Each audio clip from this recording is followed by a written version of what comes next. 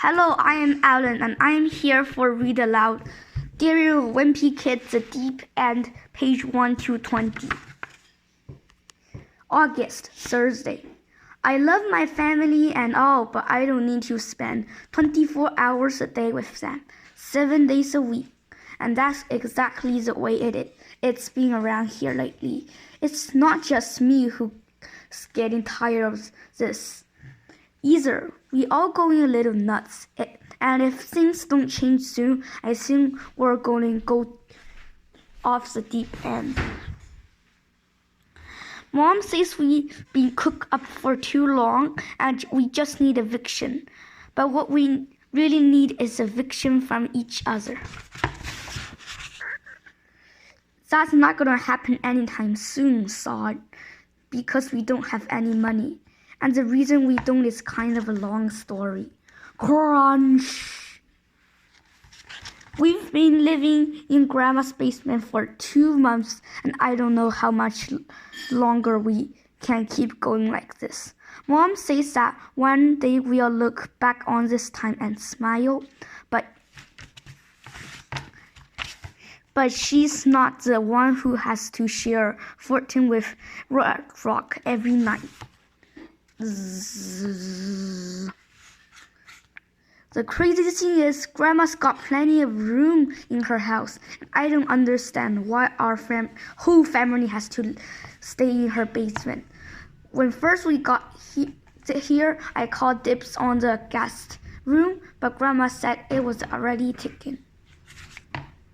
I don't think Grandma's too thrilled we're living with her, because whenever her friends come, she asks us to stay out of sight. And that's kind of involvement since there isn't a bathroom in the basement and her friends always stay forever. We can't use the kitchens when Grandma's got guests, which means we can't eat dinner until after they are gone.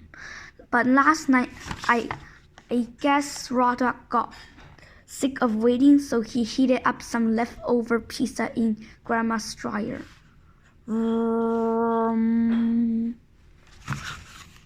There's no TV in Grandma's basement, so the only thing we've got to entertain ourselves is each other. And believe me, that's not enough. QTV News. Mom says hardboard is good because it makes you use your imagination. But whenever I try it, I always end up imagining the exactly same thing. Sometimes that's making the situation a lot harder. Is that Dad is working from home this summer, which means he's always around. And whenever Dad has a meeting, the rest of us has to pretend we're not there. But that's not always easy to do, especially when you've got a 3-year-old in the family.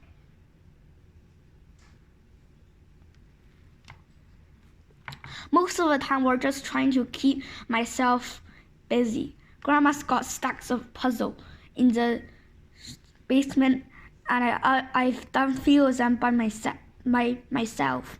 But Mom always let Manny put in the last pieces to make him feel important. If you ask me, I don't think Mom's doing Manny any favors by babying him.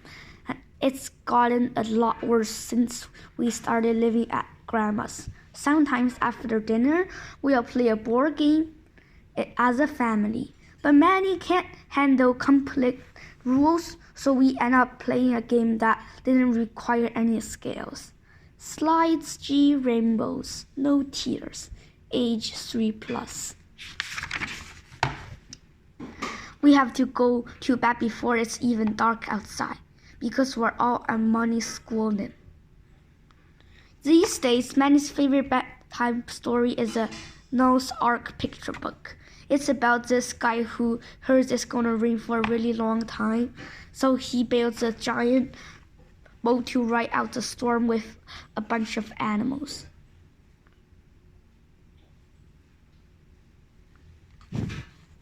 The illustration in Manny's book are all cartoons, and they make it look like a flu that wiped out half the earth was kind of fun.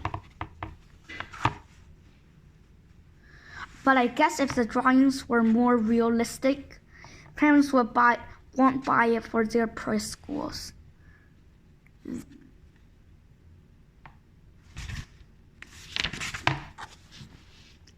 I've got some questions about Noah's Ark story thought. For starters, I want to know why not let venomous creatures like snakes and sword creeps on board. Because if it was me, I would use the opportunity to leave a few of those guys behind. Rumble. And then I would use the extra space for more of the good animals like puppies and hedgehogs and those prairie hippos. Luckily, Nose didn't have to make room on board for whales and fish because they've taken up tons of space, and they probably didn't even know the flu was happening to begin with. But it doesn't make a lot of sense that no sleepers on the Ark since they've just flown, and I bet he regretted the decision right away. You only hear about the animals that survive during the flood, but sometimes I wonder if there were some cool animal that didn't make it onto the boat. Plop, shoot, shoot, snort. Beep. The way the story goes, it rained for 40 days and 40 nights. It took 150 days for the flood water to go back down. That means no arks stuck on the boat with a bunch of animals plus his wife and 3 sons. And whenever I feel sorry for myself living in Grandma's basement with my family, I think about Noah and it makes me feel a little better. Munch, munch, kick. Mom keeps saying she's glad we're all together right now because she feels like the time has slowed down. I noticed that too, but for me, it's not a good thing. What walrus?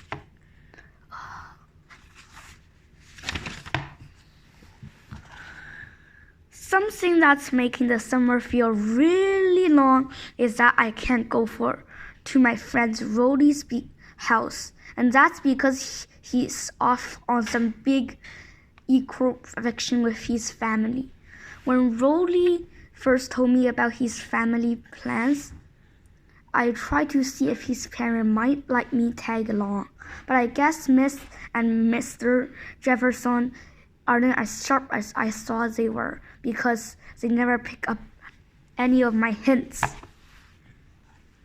I'll bet your trip would be more fun if you had a friend along. Yep, wonder who might like to come along.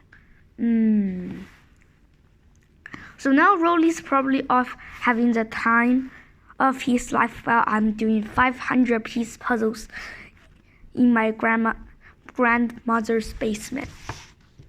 I think Mom feels bad where we can't afford to do something special this summer, so she's been trying to make up for it. She says we can go anywhere we want if we just use up our imaginations. But to be honest, that's not really doing it for me anymore.